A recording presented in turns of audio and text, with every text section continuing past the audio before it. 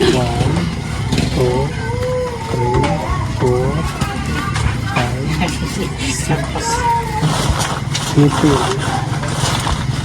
18,000.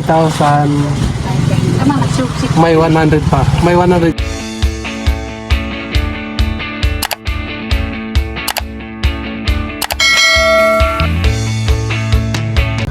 Hello mga kababayan, magandang araw sa inyong lahat. So dito sa amin mga kababayan ay hapon na. Ewan ko doon sa inyo. Di ba itong magkaiba, no? Ang sa Amerika ngayon ay pag alas 6 dito ng hapon, alas 6 din doon ng umaga. So doon sa ibang lugar din, iba-iba ang oras. Magkasalungat. So dito sa Pilipinas mga kababayan ay alas 6 na ng hapon. So muling balikan natin yung bata mga kababayan na may sakit at abutan natin ng tulong, no? Itong tulong mga kababayan ay hindi ito galing sa akin, kung hindi galing ito sa ating mga mababait po ng sponsor. So tulad ng sinabi ko mga kababayan, yung nag-usap kami na ang Panginoon ay mayaman. Kahit wala tayong pera ngayon, pero darating at darating yan. May biyayang dumating pag may tiwala tayo. So tara na, puntahan natin.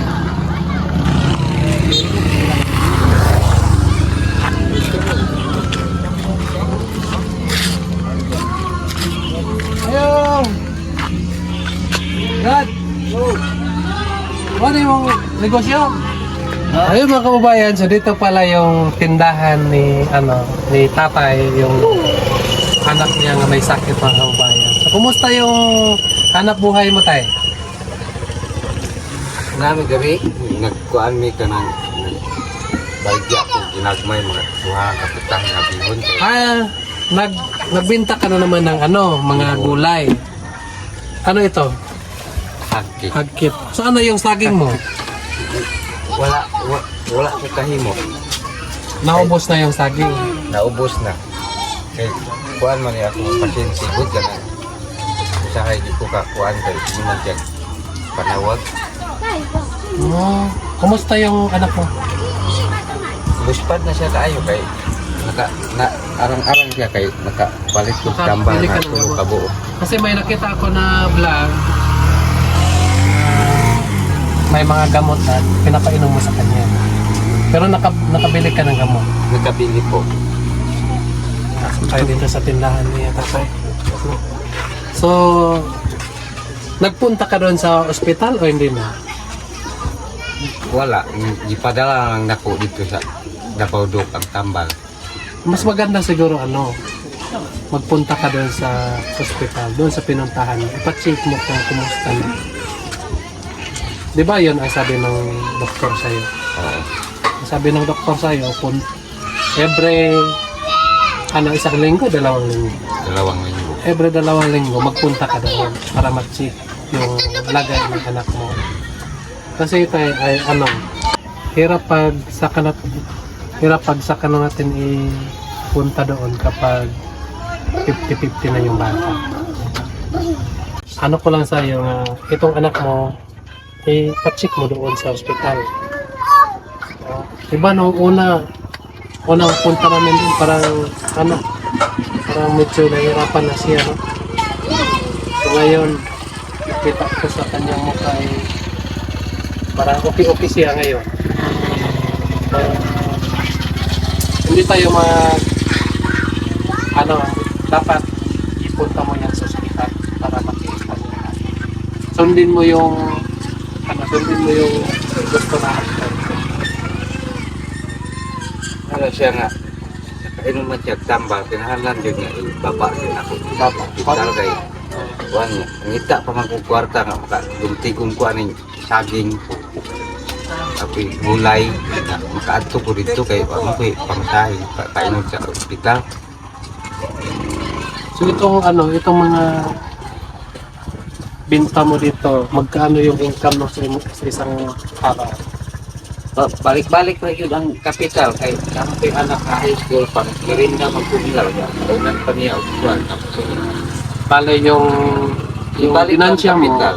yun ang ilagay mo sa mga estudyante mo Mm. at yung pangkain mo araw-araw.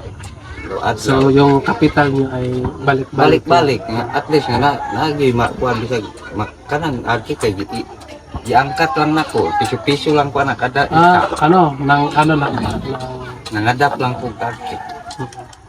ikaw magbenta. Tapos kauna tag-piso nila ang isa. tag piso lang ko. Bantay di man ko kaadto dito sa layo kay naa man ning sa sintir ako dire. Manang lisod jud ang among kinabuhi kay kani nakakuha na gyud siya nakapiktabil siya gamay kay nakainom siya tambal na tumpok pag So may gamot pa siya ngayon. napa liman lang kapo ang hadit dia Isang araw, isang gamot. isang araw isang gamot So 5 ka gamot, 5 araw. 5 araw Kailangan hindi pa matapos ang 5 araw, makabili ka ng gamot. Ano, para tuloy-tuloy yung paggamot sa anak mo. At kailangan nga mag-check sa hospital, sa doktor. kay mao ingon sa doktor nga duha ka kung moinom siya og tambal kinahanglan iadto gyud ka kay kuan man ito kanang unsay kulang platelet o kanang red blood mao na abunuhan lang siya niya outpatient kami. Matanong ko lang sa'yo, Brad, kapag may pira sana, ay pupunta ka daw sa hospital. Iadto yun ako dito mahurot ang tambal ng 5 lang kabuo kay i-follow up check up man dito kung unsay na po diyan baba kung sa platelet o sa red blood mao nang ipabunuhan ako na siya dito. So, wala ka pang ginansya ng binta mo? Wala ako'y na ginansya aning kuha na ko kay na ginansya tama ra sa panihapon pamahaw na ko dugma Kahit konti nga naipon mo, wala. wa yun na ipon ani kay kada adlaw man magamit ang kwarta nga kuan nga di pud ko ka panguman dito kay maglisod man ko sige ko gunaw na ni bata na ko nga nagsakit. Yun kasi mga kababayan, kapag may sakit yung anak natin, kahit meron tayong ginagawa pero hindi tayo makapokus sa ating gawain dahil po sa magkasakit yung anak natin. So tulad mo magpunta ka sa bukid pero hindi makapokus lang sa yung isip mo nandito lang sa bahay. So kaya mahirapan talaga, Brad. Pero don't worry, sabi ko sa iyo noon, kahit wala tayong pera, pero pag may tiwala lang tayo sa Panginoon, may mga paraan. Diba? So, tanong ko sa iyo, nung pinuntahan kita, naniniwala ka ba na may taong tumulong sa iyo?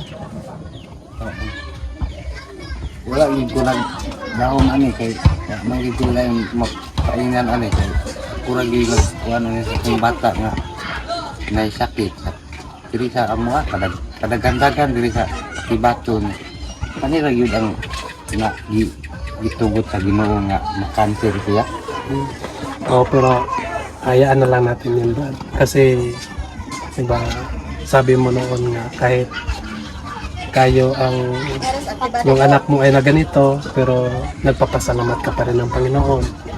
So doon ako hanga sa iyo. Siguro may plano ang Panginoon para sa anak mo at sa iyo. Diba? So kahit may mga pagsubok na dumating sa ating buhay, kailangan natin yan nga tanggapin at tiisin kapag ano yung mga hamon. Kasi sa huli ay makamtan pa rin natin yung mga maligayang buhay. Diba?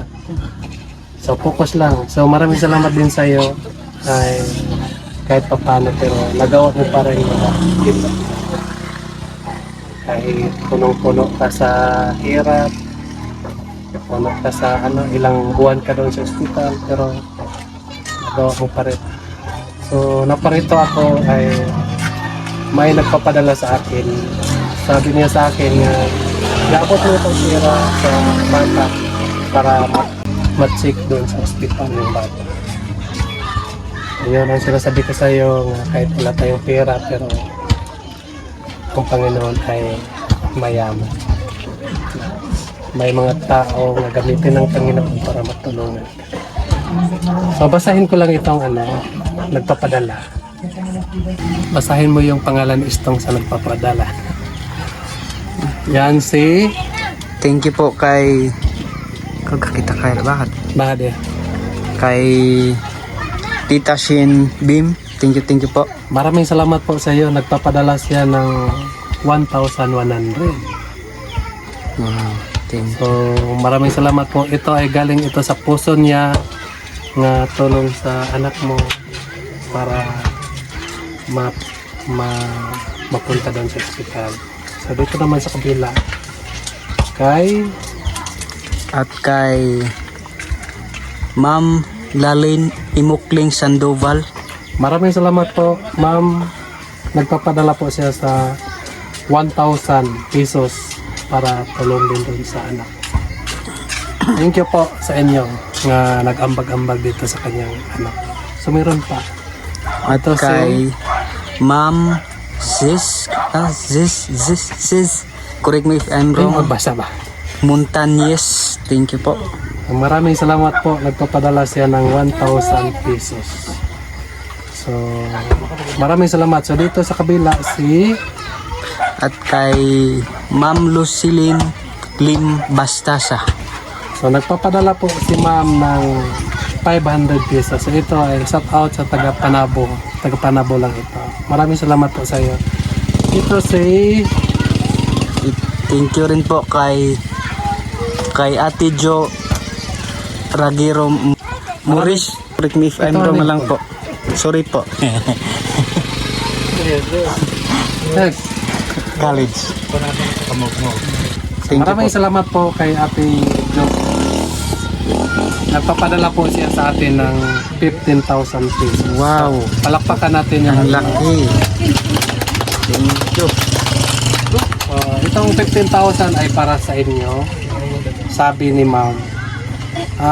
Pakiabot mo itong 15,000 para sa bata at para mas mapadala doon sa ospital yung bata. Para kasi sabi niya ilang vlog ko na daw pero ngayon pa daw siya nakaiyak dahil naawa siya sa bata. No?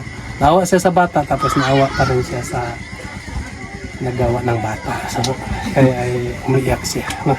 So, ibigay natin sa iyo. Total and 18,500. So, don't worry. Huwag kang mag-alala dahil meron pang susunod. Magtiwala ka lang sa Panginoon. Dahil po, pinaulit ko po sa iyo, ang Panginoon ay mayaman.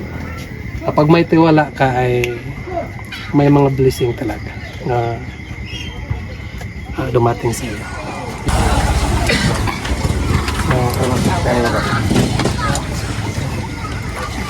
Ito ba yung misis? Asawa na. Ikapilan. Ay, Sarah. Ayun. Tanggapin niyo itong pera. Ay itong pera ay para pagamot sa anak niyo. At gusto ko nga itong pera ay hindi ninyo itong pera ay pahalagaan niyo. Buhay ng anak niyo ang para maligtas yung anak mo dahil sa tulong ay yung anak mo ay mapadala doon sa ospital.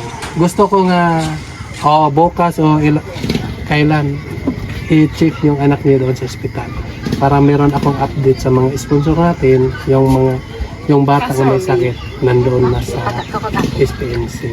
Vlog may masok Libas. kasi banda. So, andito na. Tanggapin. Sino magtanggap? Tabak. Huwag lang yung bata. Ito yan. Na, tinawa ano lad? Isa lang. 1, 2, 3,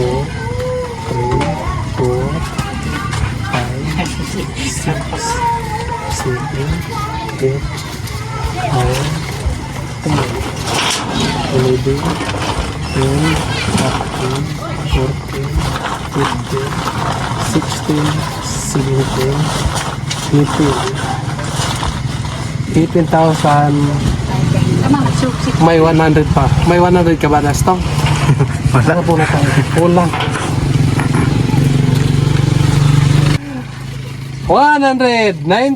18,600. So, ayun mga kababayan, no, nandito na yung pera. So, anong masabi mo sa Batan ulan. na padala sa inyo? Siyempre, salamat sa tabang ng Pupo Islam. Salamat sa nagtabang ani. Kaya kita na ko sa espiritu niya. Mubalik na po po rin. Salamat kayo sa unang-una sa Ginoo. Nagtanaw kang Pupo Islam. O labi na po sa among mga pamilya, akong asawa na nag-aktiman po siya iya dito sa hospital niya sa kuha po pintig yung lisuda. Salamat kayo sa nag-sponsor kang turko kung pinagi po sa kong anak po nga na kahayag nga makita na ko nga ang iyang sakit niya plastic leukemia murag mawa na gid ang sakit. Ang Ginoo na po'y bahala sa iya akong asa na siya i-adto ipakita ng puda ko dito sa isip. So daghan kayong salamat ma'am sa nagtabang o share ma'am nya sa tanan pa nga naghatag ang pupoy. Daghan kayong salamat kayo sa tanan. Yun po mga kababayan, no, maraming salamat po sa inyong lahat nga nagtabang sa batang to. Sana bukas ay magpunta na kayo sa hospital para ma-check yung sakit. So, ulit ko po, thank you po sa inyong lahat sa naghatag ng pera. Malaking tulong na ito para sa kanila para mapag-abot itong bata. At maraming salamat din sa lahat nga walang sawang nagasubaybay sa aming YouTube. Sana po ay huwag kayong magsawang magasubaybay para maipagpatuloy namin ang aming pagtulong, ang aming paglalakbay dito sa kabundukan. So yun lang po mga kababayan. Maraming salamat po sa inyo lahat. God bless you.